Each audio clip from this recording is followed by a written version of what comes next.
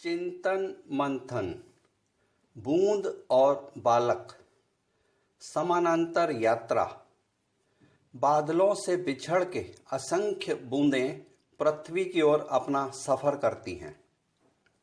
परमात्मा से अलग होकर अंश के रूप में करोड़ों आत्माएं बालक के रूप में पृथ्वी पर जन्म लेती हैं।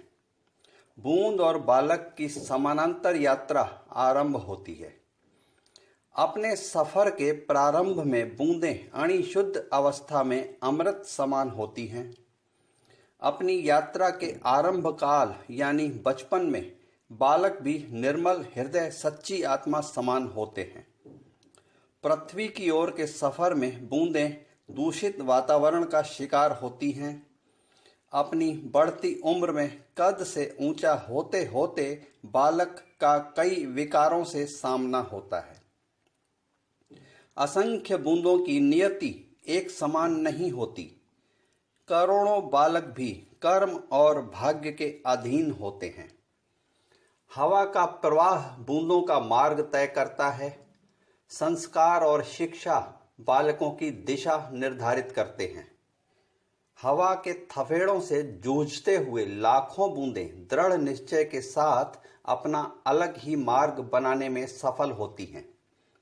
हजारों बालक कर्म को माध्यम बनाकर संकल्प के साथ अपनी दिशा खुद निर्धारित करते हैं।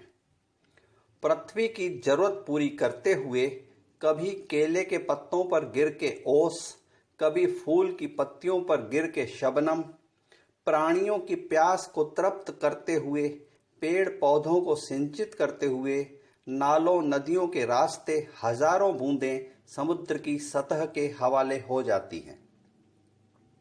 बालक शिक्षित संस्कारित होकर अपने जन्म की सार्थकता के लक्ष्य इंसान बनने के लक्षणों को धारण करके चंद ही पैदा हुए आदमी इंसानियत का वर्ण कर पाते हैं। चंद ही बूंदें अपने अंतिम लक्ष्य के सफर के अंतिम पड़ाव में समुद्र सतह के अंदर गहराइयों में पहुंच के उस सीप के मुंह में प्रवेश कर पाती हैं जो उन्हें मोती स्वरूप में ढाल के कीमती व मूल्यवान बना देती है। करोड़ों बालकों में से आदमी पैदा हुए चंद ही ऐसे इंसान के रूप में ढल पाते हैं जो और आगे अपने आदर्श कर्मों की महानता के दर्शन करवाते हुए दृढ़ इच्छा शक्ति, आत्मविश्वास से भरपूर ऐसी शख्सियत में खुद को ढाल पाते हैं जो आदर्श प्रेरणादायी महापुरुष स्वरूप में मान्य हो जाते हैं, बल्कि महामानव बन के देवता तुल्य हो जाते हैं।